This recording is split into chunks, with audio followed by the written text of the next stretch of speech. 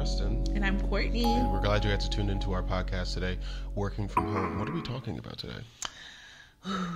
So, I know we caught up last week about just where we were in life, but while we were gone, a couple of things that I've been noticing just in pop culture, like Club Shay, shout out to Shannon Sharpe on that couch, who is the new Wendy Williams of today. And we appreciate him for doing Please the send work. me that meme so we can show everyone the meme where someone said that Shannon Sharpe is the new Wendy Williams. Cutting edge journalism from an ex-tight end. We appreciate him for doing the work. Oh, Travis Kelce's a tight end too.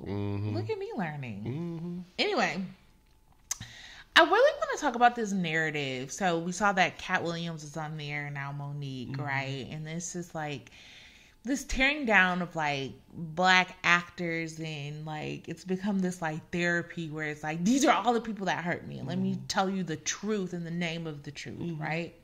And I kind of like, we're in this like era of like exposing people in the name of the truth, but how sometimes like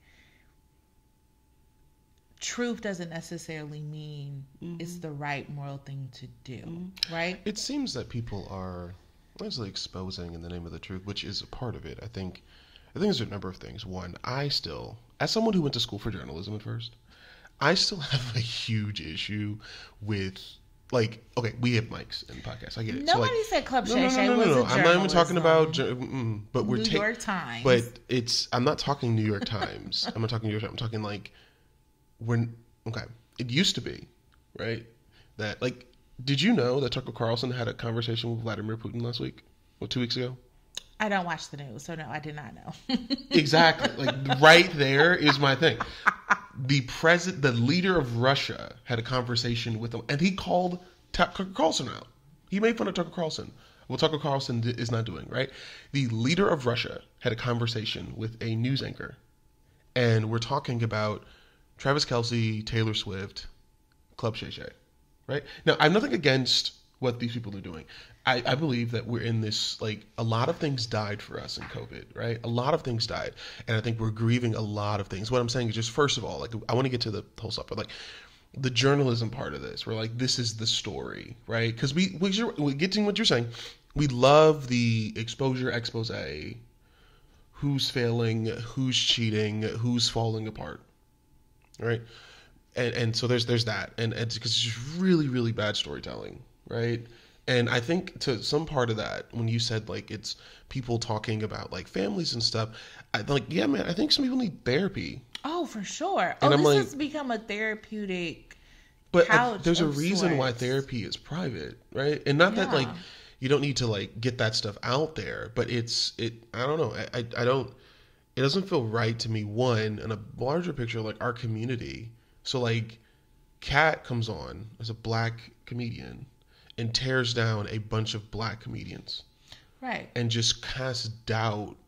And I'm not trying to call him Satan, but, like, he casts doubt on all these people. And it's like, so now, like, we're raising questions about everything. So if, like, Steve Harvey's hair is fake, then what else is fake? And if so-and-so's fake, if Judge Giltrey can't dance, then what else is fake? Was it really him? And same thing with Monique. And so you're right. I think it's a really scary place to be right now, where it's like it was more so like I kind of felt bad, and I kind of felt sorry, because it was a scream for, like, pay me attention to, right? Somewhere along the way, it seems like both of them, they feel left out, right? And Monique had alluded to it a number of times on Club Shay Shay, that she's like, nobody expects the big black girl and the 5'5" giant we're not supposed to be at the table. And so they think that we're just crazy. And so, no, we're here, right? Because it's like, according to, like, society or the norm or standards that our world has put on, we're not supposed to be here. So nobody listens to us, and everybody discounts us. And so you're going to listen to this. You're like, wow, this is the craziest thing I can say. So you're going to listen to this, right? Because we don't feel like we're a part of the norm, right? What a comedian looks like, what a person looks like, what a black woman looks like, what a black male looks like. And so we're just you're going to pay attention to us. And the way that we pay attention is, I have truths about things that were probably meant for private, or things of real situations that have happened, right? Not discounting everything they said was absolute the truth, but it was less about like attacking people. So I like to say, people like, oh, that's their truth. No, there's always just one truth. Yeah. But on the truth, there's two sides to the truth, 100%. Right? And how we think and how we see things and how we lean into things, right? So they're telling their one sides of truth. In looking at a number of these, and as we go about, and this is to help even like a number of relationships that require reconciliation or just like forgiveness, or just moving forward as a whole, right? It was like, these are all the people that have wronged me. This is how they wronged me. And they're talking to the whole world except the one person that has wronged them. Yep. And right? I think that's the issue. Like, it's... So the goal is, what I'm saying is, the goal is really, it wasn't reconciliation. Because if the goal is restoration and apology, and I think a lot of times people don't have problems apologizing for when they're wrong, right? But if that was really like the goal of it, then that means a personal conversation, not a recorded conversation that's then sent and like, call him and tell him to apologize to me. Like, do you even want that apology after that? Do you have somebody to call somebody to tell them to apologize to you? No, I think it's sitting down to say the reality of what it is. I feel left out. Yeah. I feel like I was,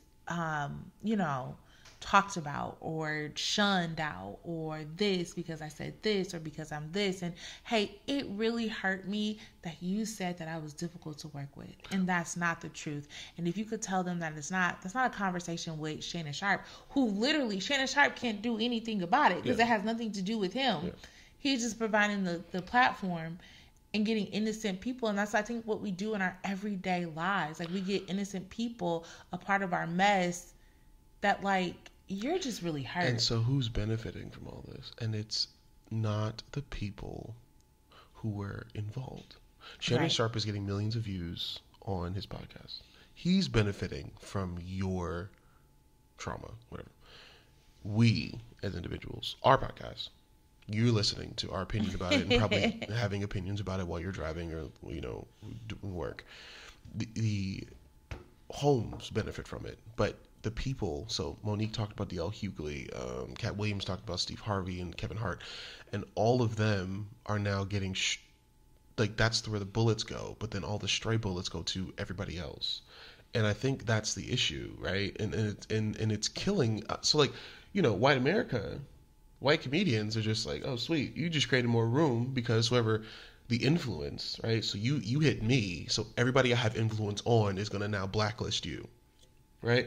I think the other part too, so that's a whole other thing. I think I wanted to make sure I don't forget this. So Monique and Cat Williams, I think, have to recognize, like any public figure, myself included, that there is a time for everything.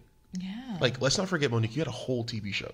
Right, you had a whole TV show. You had a bunch of success. You were leading things. You had another show that I know she had for a while. Like, there's so many different things, and it's like what happened to a lot. Like when you think about a lot of people they talked about, they changed to assimilate to the changing of the world. Yeah. So like Steve Harvey did not do original Kings of Comedy his whole life. Yeah. That was one part of his life that then he parlayed into something else, and then something else, and something else, something else, and he sustained his wealth. Clothing and other award shows, right? The same thing with like even Cedric the Entertainer, where he parlayed it into TV shows and movies, and then eventually to his own sitcom. Kevin Hart, all that. Same thing with like even the people that were on Monique's show, they parlayed it into like some of the people who were on her show or on SVU. Like, you know what I mean? Like, there's all of like I think it's one, the forgotten part, but then also you got to learn to sustain your success. Like, I realize, like, I'm 35, right? I've been pastoring for over 10 years, almost 10 years now, right? This year will be 10 for me. And so I'll be pastoring for 10 years. I'm 35. And I know that, like, my voice will be relevant for probably the next 12 years, right? Like, but the reason it'll be relevant, maybe for longer than that, is I'll continue to understand the culture.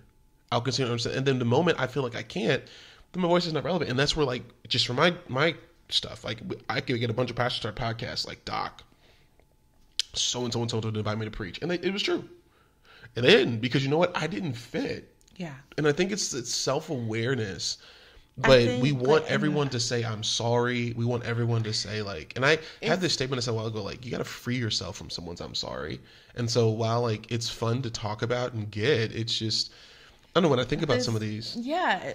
And what you're saying, it's that victimized, like, I think, mentality that we have. Yeah. Right? Instead of saying, so, like, I think one of the biggest things she was saying is how she no longer can grow in her career because Tyler Perry may have said, and he apologized for it, saying she may be difficult to work with, right? And then she said that just took millions, it took away every opportunity that she's ever had, right?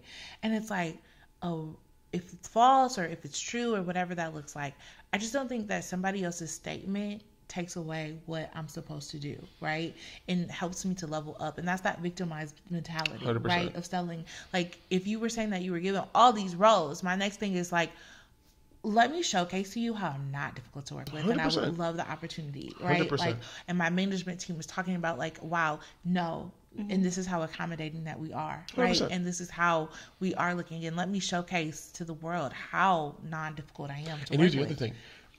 My life is in God's hands, not Tyler Perry's. Right. And it's like, and the same thing, it's like, even when we think about our own lives, think about our own lives. Think about you watching or listening to us across the screen. Your whole life is not at the behest of one person. There was a young lady at our former church, won't call her name, but I know she was doing a lot of like job searches and stuff. And we kept wondering, like, man, why?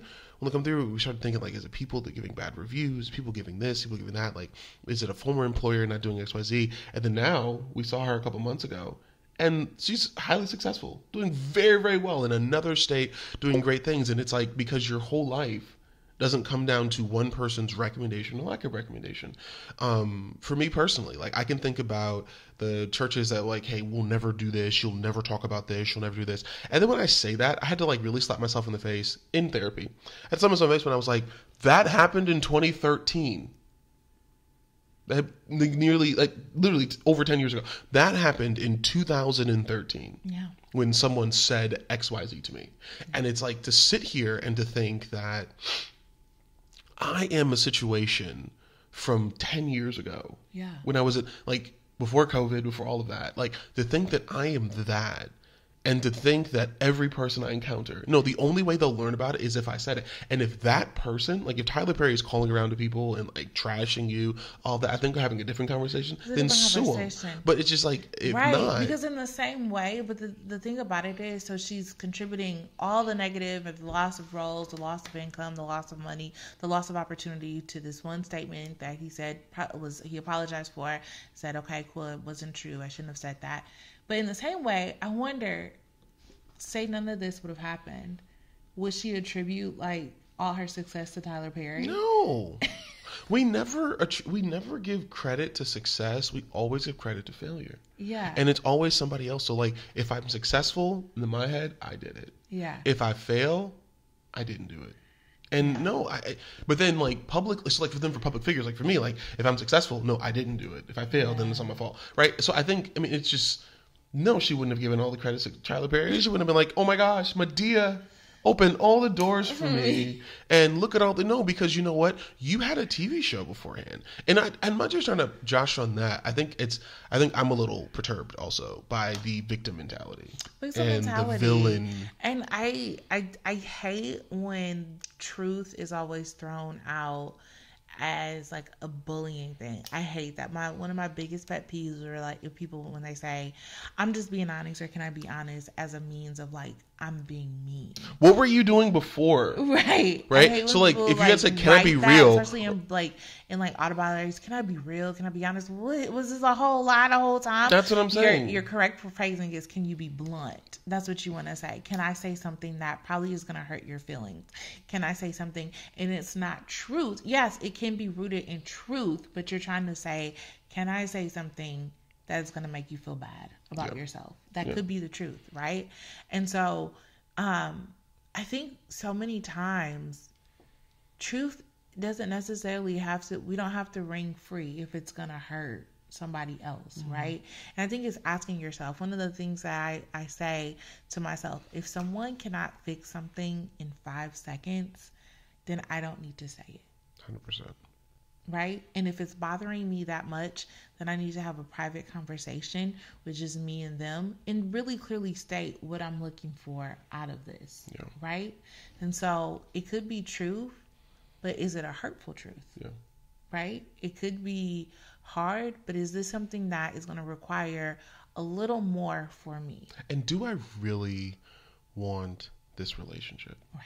There's a lot of things to a lot of people I would like to say, not a lot, a few people, not a lot, that I would like to like say something to. But then I have to ask myself, like, do I want that friendship? Do I want that relationship? Do I want to be around you? Do I want you a part of my life? Do I want you to be a part of my decision making? Do I need you in this season of my life? And recognizing too that life is going to continue. Right. And so, yeah, so in my home with you in Camden, 100%. Hey, that was weird. You communicating, I didn't like that. That hurt me. That bothered me because I want the relationship. You want the relationship. Yeah. Camden, don't do that because I want you alive, because I want this relationship. People from college, unfriend, like, you know what I mean? And it's not because anything against that human, but in this phase of my life, I don't need that. And I want to give this scripture to you all. I said this a couple weeks ago at my church. Proverbs 29:11 says this: fools vent their anger, but the wise quietly hold it back. Fools vent, but the wise, and then I just have Proverbs 14:17. A quick-tempered person does foolish things. The word temper there is interesting because the first time we see it in the Old Testament is more of a war conversation than it is like anger. In the New Testament, we get the word anger more so, but it was more of a war thing. A quick-triggered person does foolish things. And I think these podcasts, and it's not just that, but it's funny. Talk about, so even getting, you mentioned Kelsey earlier, right? Even getting to people not being seen. So Jason Kelsey is a center. He's an offensive lineman. Name another offensive lineman in the NFL. That big boy, number 71. Exactly. So Jason Kelsey is a center. I used to be an offensive lineman. Nobody cared who we were until we let the quarterback. That guy that like dropped that ball. Yeah, but name one quarterback. Quarterback? Yeah, name one quarterback. Jalen Hurts. Yeah, name one wide receiver. I mean, I don't know football. No, but I'm not being negative. But what I'm saying is though, Jason Kelsey is an offensive lineman. So like Travis Kelsey, right? Tight ends are popular now. Is Odell Beckham one? He's a wide receiver. There you go. Like, nobody cares about offensive linemen or defensive tackles. We like defensive ends now, or linebackers. And so now he has a podcast, and now he's like the most popular, he's GQ's most handsome guy, which is awesome. It's really, really cool. And now we're getting all these stories, we're getting all these things because like everybody has stories, but it's like he was someone for his entire career guaranteed as an offensive lineman. You snap the ball to the quarterback. You snap the ball to the pretty boy. You snap the ball there, and then the fat guys, the other guys on the offensive line, I was one of them, we're just up there, and we're making sure that the pretty guy doesn't get hit. Because if he gets hit, we don't get paid. If we don't open a hole for this running back, we don't get paid. So we're just making sure that he doesn't get hit. But nobody knows our names. Nobody knows our numbers. Nobody knows where we went to school. Nobody knows anything. All that matters is we don't get the pretty boy hit. But now, like, when people take the helmet off Jason Kelsey and he's telling stories, he's got personality, he's cool, he's married, he got kids, all of this, like, oh, great. Like, there's story. And I think there's a notion to this season of, like, giving people space to tell their stories. There's also, you don't have to crucify other people to get your story out. Like, the Philadelphia Eagles had to crucify other people to get your story out. The Philadelphia Eagles had a terrible season. And he had a podcast every week, even after really bad losses. And he never ever crucified his team. Whereas you listen to Cat Williams and Monique, and they're on there. Even like the losses Travis Kelsey had, he never killed his team. I'll even give the Travis Kelsey. He never killed his team. Yeah. But then you get to Monique, Cat Williams, and not just those two, the other ones. The I won't mention their names because I don't want them to find it and then do it. But some of the church ones we hear, some of the stuff that comes with like church blogs and lifestyle blogs, and you get to all these different people, and it's amazing because they take these moments to just think that their success comes at the crucifixion of other people. The only success I have after crucifixion is Jesus.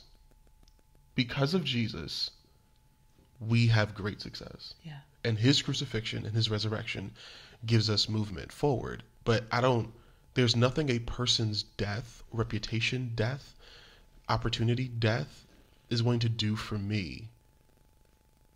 And I guess that's the point I guess I'm growing into, and I get really sad when I hear some of these podcasts where it's like, why are we killing our people? For the sake of likes and shares.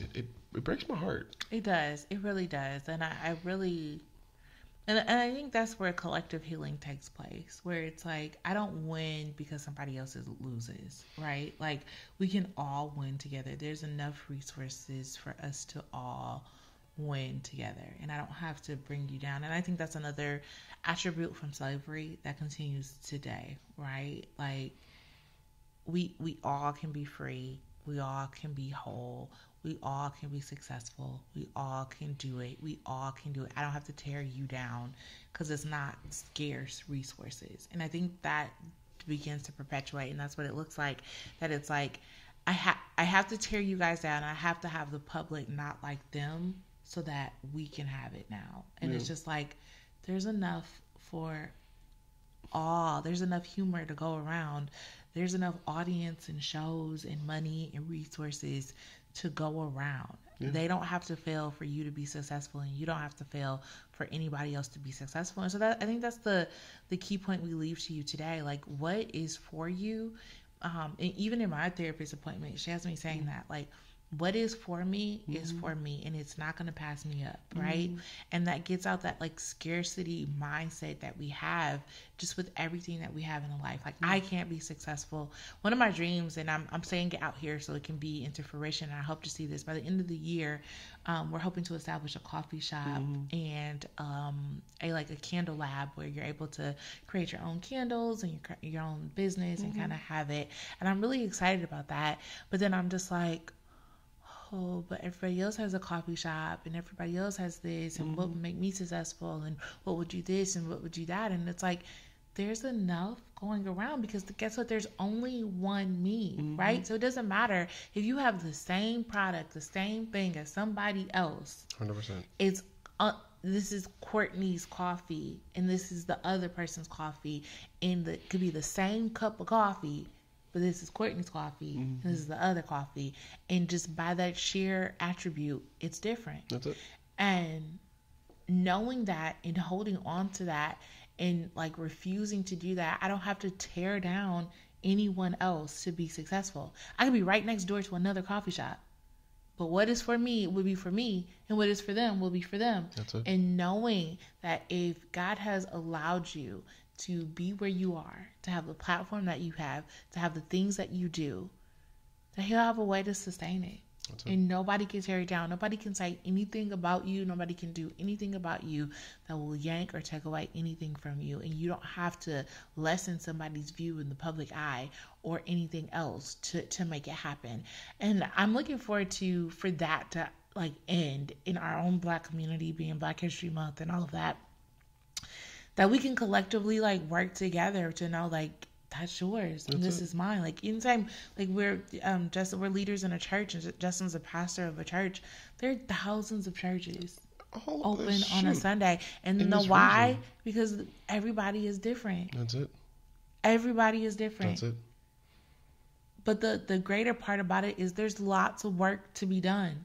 And by us minimizing churches, not only do we don't minimize churches, we actually have a card that's like, hey, we get it. We may not be your cup of tea. We may not be for you. You may not like our music. You may not like the things we do. You may not like our pastor. You may not like this. But guess what? It's about kingdom building. And it's about you hearing the word of God. So here are a list of local churches that we think are pretty cool and that you may enjoy based on your preferences. Because all that matters is you don't go to hell. And I think the same thing needs to be done in our community, where all that matters is that you're successful. Yeah. We drive by so many houseless encampments on a regular basis. We drive by buildings that have been condemned on a regular basis. We drive by people like since this year has started, I have counseled, I can't even name how many people's relationships that are falling apart. Like, I have sent letters to attorneys, judges, on letterhead, advocating for the character of people as they begin to divvy up assets. It's not just that life is too short, but if you disagree. If you want to, keep it, and if you don't, move on. And we have to be adults in this and live. And I don't my life is not lived at the behest of other people. I said this, Pastor Vinny, he came to preach for us a couple weeks ago, and as I've been reading Henry Nouwen's book, Here and Now, you're the only person who needs you to exist. And so if this is going to help you exist, then do it. But in truth-telling, too, let me be very clear. In truth-telling, there is a... Walter Fluker in his work, I quote Fluker all the time, The Ground is Shifted, talks about the necessity of retelling your story. Okay.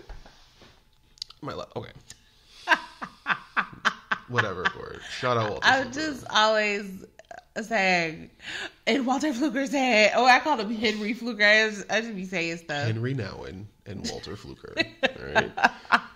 He talked about it's incredible for Black communities to retell our stories and the importance of truth telling, but not killing. There's a difference, right? And I need to retell my story for me to hear it. Mm-hmm. Like that's like you got to retell it for you to hear it, and that's positively and negatively. Like I really can't believe I did X. But you're retelling it so you hear it. Like, hopefully I don't do it again. And then you also retell it so that you can encourage somebody else. I'm retelling this story so you don't do it. Yeah. And so, like, my sister and I have been having a lot of these moments where we've been talking on the phone about our parents. And positively, like grief means you got to grieve the whole thing. And we've been talking a lot about our parents and, like, things that happened as a child and things that happened, all this. And, like, geez, we had a really interesting childhood when you really look at it from, like, as parents. We're like, holy crap. Mm-hmm. We're not going to put our kids through what we went through. Like, great, thanks be to God, we're not where we are, but holy crap, I can't believe we were where we were. Mm-hmm. God had his hand on us at a very young age to make sure that we got to where we are, right? Truth-telling is not getting on a podcast and being like, you suck, even though you're dead, right? There's nothing that's going to do. Yeah. Truth-telling is me sitting here in therapy and then getting on this podcast being like, wow, I see now why I want to ensure that my child gets the best education he possibly can get. Mm-hmm. I see now why it's very important to expose my child to Black culture as well as every other culture that's available. Mm-hmm. And that's retelling your story. I'm telling it so that I know what to engage and what to avoid. Telling it to kill, like telling it to destroy, and I don't want to ever, and I think that's the part that bothers me so much, is I don't ever want to have that much control over anyone else's existence where I think I can destroy it. I think every single one of us has like secrets or made up narratives that we could just completely ruin someone's life. Get this, for like 6 months. Right? For like 6 months. Because let me tell you what's going to happen.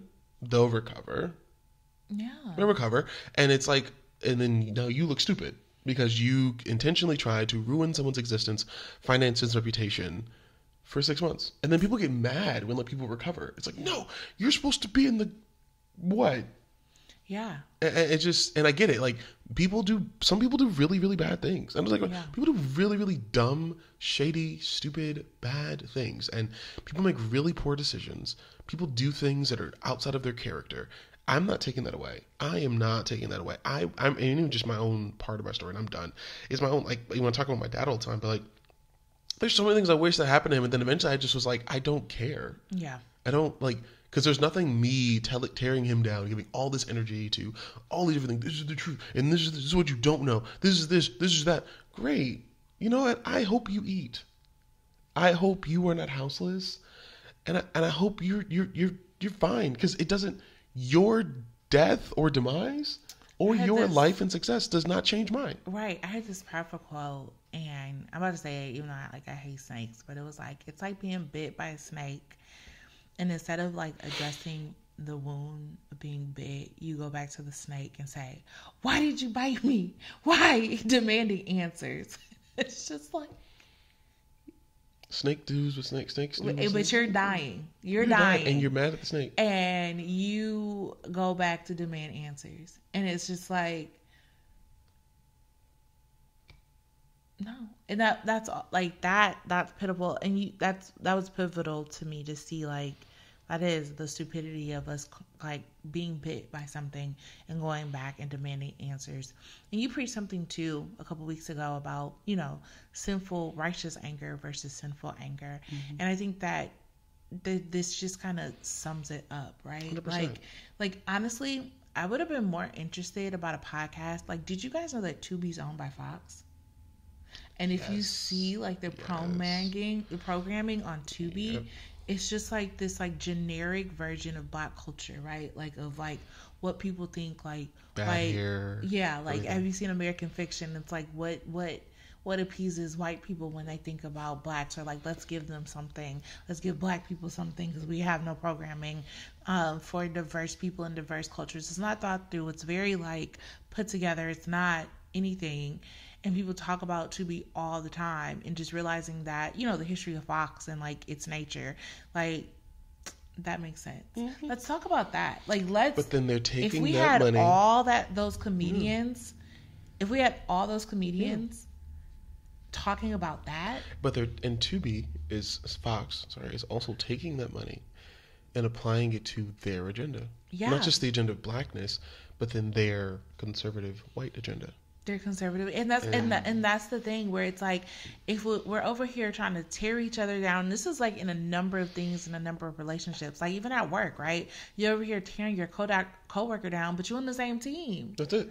It's like, take that same energy and put it towards your competitor. And then if they get fired or they quit, then where's the work going to go? Right. Put that innovation that you're trying to get them fired or get them out of here because they annoy you, because they talk to you all day. No, put that towards something else that's constructive. That's it. Put that towards something else where everybody that you talked about should be having a Netflix comedy special. Everybody should have this. Everybody should have this, and this collective thing. And it's like, if we all work together to fight the actual enemy that's against all of us, where would we be today? And that's where Satan, and when we talk about anger, that whole notion of Cain and sin is crouching at your door. Satan does one thing. He steals, he kills, and destroys. He steals time, he steals energy, he steals relationships. He kills energy, time, relationships, and he destroys. And that's all he does. So it's like, you can see, and I'm not calling anyone satanic. Juxtapose though, if you were to go look at like Twitter or Facebook right now and some of the signs, and someone said the whole Super Bowl is satanic and stuff, but guess who people are mad at, right? Ice Spice. No, people are mad at the guy that played Jesus. Oh my God, I'm not even getting into all of that. We have these commercials.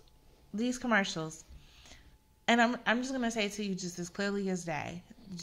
Money flows. Money flows freely. There are tons of money today, right? So we're not mad that Verizon, they probably spent more than the whole Super Bowl to have Beyonce. And we love them for they won the Super Bowl. We're not mad at Kanye recording a commercial in his car and saying, I spent all my money on ad. Here's the ad. Just go buy my shoes, $7 million. But here's the website. Go to it.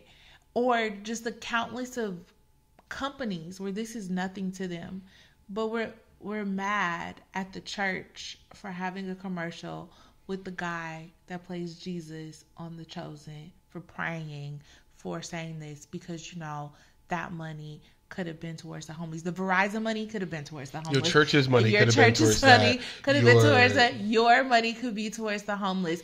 But wow, the money y'all spent on roads, the money y'all spent on usher gloves. Around the world were able to center themselves just for 30 seconds and saying, wow, my faith means something. I understand, and I've been understanding this for over a year now, but like, why successful people and wise people have to shut off the world. Yeah. Like, because if you don't, you'll like, I had a comment, those of you on our YouTube page, a comment from someone on a video where I talked about creeds. What are creeds and why do they matter? Over the course of Christian history, there's been tons of creeds. And the root of it is in Scripture, stating out what we believe as an ecumenical body. This dude came on there. I deleted it now, but this dude came on there talking about, I don't know anything. I'm trying to ruin the world with my videos, and that people who talk fast are jokes, and that they're trying to hide because they're uneducated and all of this. And I'm looking at it like, I have a doctorate in this stuff. Dude, there's Nicene Creed, there's Apostles' Creed. I mean, there's so many creeds. Yeah. And so my responsibility to you all, who are my YouTube audience, to ensure that we're educated on these things. Right. I put another video up talking about the 7 things that God hates. Are you trying to say I'm all going to hell? No, that's not what I'm saying. I'm telling you, these are the 7 things in accordance to Scripture that God does not like. Yes. But we want to be offended. We want to be hurt. We want to be so down. We want to be the victim. And it's really sad. So getting to those commercials, it's like, I saw it and I'm like, one, I thought about, I put a status up. I put all this stuff out there. I'm just like, you know what? If this is what y'all want to give y'all energy to, great. Because I'm going to go and try to make money. Even for like you're talking about the coffee thing. Do we really put all this energy into like, yes, I'm going to make sure I craft a great status? Because, elections are changed by my status. And because if we were looking to change the world and fix the world, your Facebook status would change it, right? No, what is the cost analysis, a situation analysis, a location analysis? Where exactly do we need to go? Where are people moving so that if we do this, it's sustainable beyond what's current? Yeah. What is the average cost? What is the excessive income that people have to even purchase something like this? What is the average cost of coffee around? Let me go taste 4 coffee shops within a mile of my space because I want to ensure that mine tastes better. What do they do different? What can I do different? What flavors do they have that I don't need to offer? I can give her, or we can give our energy to Facebook statuses and tweets. And I that's think the thing. And with that whole thing, it's like the thing that came into your mind first is the thing where God has called you to work. So people were like, "Oh, we could have used that for the homeless." That means that you're called to the homeless. That commercial did what it was supposed to do. That's it. It provoked the spirit inside of you for you to go help the homeless. It provoked the spirit inside of you for you to say, wow, what can we do with those that are divorcing? Or what can we do with children who have food insecurity? What can we do to bring fresh foods to whatever came to your head? That's what it did. It broadcasted our faith as a whole to say, yeah, I'm a Christian. And let me say this too. The reason why it was a thought that you then tried to fight is because you don't lean into it with Jesus. You don't. You have too many gifted people they should have done it. Yeah, many gifted people who are Christian, who get agitated by commercials because you're not faithful to your gift. And I'm tired of gifted people who sit on their gift and then get mad when somebody else does the very thing you keep saying you're going to do. Maybe this year is a year for you to go do what God is calling you to do. If you were that agitated and if you had $7 million and you would go feed the homeless, then go feed the homeless with your $7. We, last week, you guys heard about this, we decided with our little $40 brisket to go feed people. Because we want to do something for the houseless. And I'm not going to wait for my church to do it. I'm not going to wait for my community to do it. I'm going to go do it. We're having a brown dad, brown boy. Courtney, you gave me the idea a while ago, later this summer, with our book that comes out about brown football, to do something in the field with a bunch of dads. I'm not waiting for anybody else to do it. I don't care if 4 dads show up or 400 dads show up. We're going to go out and have some fun. Like, it's one of those things where you are gifted. And all it takes is because we use Facebook ads and podcasts for everything else but the things we're gifted to do. And then we do use it to be gifted, want to tear down those who use it. No, that company said, you know what? Let's use the Super Bowl to talk about Jesus. Which is the most powerful platform you could use that on. That unifies people across the world.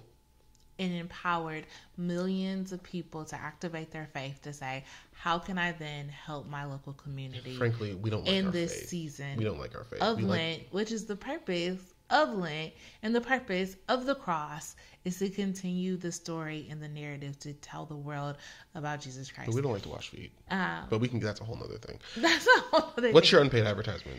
Oh, I don't have one today. You don't? Do you have one? My unpaid advertisement today. What is my unpaid advertisement? Birthdays. Okay, I'm gonna quote Henry Nouwen again. Oh my gosh. Henry Nouwen said, birthdays are the one time we're grateful for the people who are among us. So, your birthday was a couple weeks ago. Camden's birthday is coming up in a couple of weeks. And I normally really, really don't like birthdays. That statement helped me see birthdays in a different light. That birthdays are the one time a year we thank people for being among us. And so as we celebrated yours and we look forward to celebrating Cam's, however that looks, I'm just grateful that birthdays exist. And it's a reminder that for 365 days, someone existed. So that's my unpaid advertisement. So if you have a birthday this month, celebrate the birthday. You have someone who has a birthday, celebrate them for being among you. So Anyway, we'll see you guys next week. Be sure to like and subscribe our YouTube as well as our iTunes, Google Play, Spotify, wherever you listen to it. And on Spotify, there's a Q&A section. What do you think about the podcast? We'd love to hear from you guys if you guys would. Yeah, feel free to comment on YouTube if you want to comment. We would love to hear any topics, too, that you guys want to talk about. Anything interesting you think that we would love to talk about as we work from home. 100%. Well, I'm Justin. I'm Courtney. See you next week.